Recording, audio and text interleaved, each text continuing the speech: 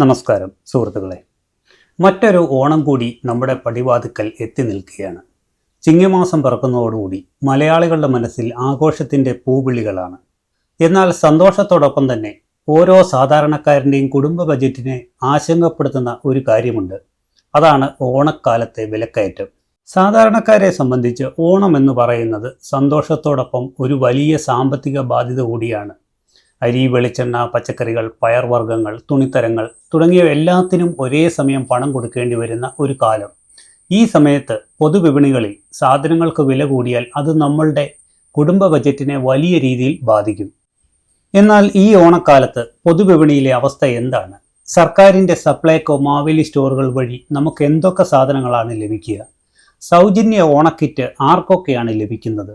നമ്മൾ സാമ്പത്തികമായി ശ്രദ്ധിക്കേണ്ട കാര്യങ്ങൾ എന്തൊക്കെയാണ് എന്നതിനെപ്പറ്റിയാണ് ഇന്ന് നമ്മൾ വീഡിയോയിൽ ചർച്ച ചെയ്യാൻ പോകുന്നത്. അപ്പോൾ എല്ലാവർക്കും പുതിയൊരു വീഡിയോയിലേക്ക് സ്വാഗതം.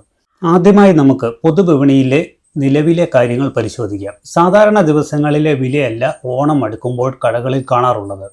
1 കിലോ വെളിച്ചെണ്ണയ്ക്കോ അല്ലെങ്കിൽ അരിക്കോ അതുമല്ലെങ്കിൽ പച്ചക്കറികൾക്കോ ഒക്കെ പെട്ടെന്ന് വില കൂടുന്നതാണ് നമ്മൾ കാണാറുള്ളത്. എല്ലാവരും ഒരേ സമയം സാധനങ്ങൾ വാങ്ങാൻ എത്തുമ്പോൾ വിപണിയിലെ സാധനങ്ങൾ തികയാതെ വരും. നമ്മളുടെ നാട്ടിലേക്ക് പച്ചക്കറികളും മറ്റുമൊക്കെ അയൽ സംസ്ഥാനങ്ങളിൽ നിന്നാണ് വരുന്നത്. അവിടെയാണെങ്കിൽ കനത്ത മഴയോ അല്ലെങ്കിൽ ഉൽപ്പാദനക്കുറവോ ഒക്കെ ഉണ്ടായാൽ സാധനങ്ങൾ പെട്ടെന്ന് വില കുതിച്ചു വരും. ഉദാഹരണത്തിന് വിപണിയിലെ വെളിച്ചെണ്ണയ്ക്കും അരിക്കും പച്ചക്കറികൾക്കും ഒക്കെ പെട്ടെന്ന് 10% മുതൽ 30% വരെ വിലക്കയറ്റമാണ് ഉണ്ടായിരിക്കുന്നത്. ഒരു സാധാരണ കുടുംബത്തിന് ആയിരക്കണക്കിന് രൂപയുടെ അധിക ബാധ്യതയാണ് വരുന്നത്. വിപണിയിൽ ഇങ്ങനെയുള്ള ഈ കൃത്രിമ വിലക്കയറ്റം പിടിച്ചു നിർത്താൻ പൊതുവിതരണ സംവിധാനങ്ങൾ ശക്തമാക്കേണ്ടത് അത്യന്താപേക്ഷിതമാണ്. ഈ സമയത്താണ് സപ്ലൈകോയും മാവേലി സ്റ്റോറുകളും നമുക്ക് വലിയൊരു ആശ്വാസമാകുന്നത്. പൊതുവിപണിയിലെ ഉയർന്ന വിലയിൽ നിന്നും നമ്മളെ രക്ഷിക്കാൻ സബ്സിഡി നിരക്കിൽ സാധനങ്ങൾ നൽകാൻ ഇവർക്ക് സാധിക്കാറുണ്ട്. ഓണക്കാലത്ത് അരി, വെളിച്ചെണ്ണ, പഞ്ചസാര, ചെറുപയർ, ഉഴുന്ന്, കടല, മല്ലി, വറ്റൽമുളക് തുടങ്ങിയ സാധാരണക്കാർക്ക് നിത്യേന വേണ്ട 13ഓളം അവശ്യ സാധനങ്ങൾ സബ്സിഡി നിരക്കിൽ സപ്ലൈകോ വഴി ലഭിക്കുന്നുണ്ട്. പുറത്ത് വലിയ വില കൊടുക്കേണ്ട സാധനങ്ങൾ സപ്ലൈകോ വഴി വളരെ കുറഞ്ഞ നിരക്കിൽ നമുക്ക് വാങ്ങാൻ സാധിക്കും. എന്നാൽ പലരും പറയുന്ന ഒരു പ്രധാന പരാതി ഈ സ്റ്റോറുകളിലൊക്കെ ചെന്ന് കഴിയുമ്പോൾ സാധനങ്ങൾ കിട്ടാനില്ല എന്നുള്ളതാണ്.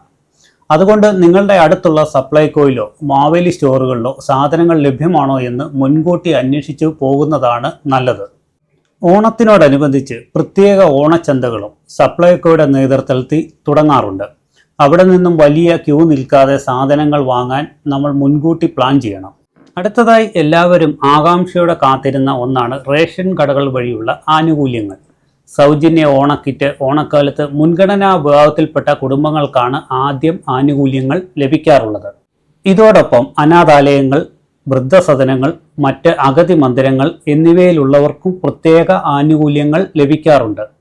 റേഷൻ കാർഡ് ഉടമകൾക്ക് അധികമായി അരിയും മറ്റ് സാധനങ്ങളും ലഭിക്കാനുള്ള ക്രമീകരണങ്ങളും സർക്കാർ ചെയ്യുന്നുണ്ട്.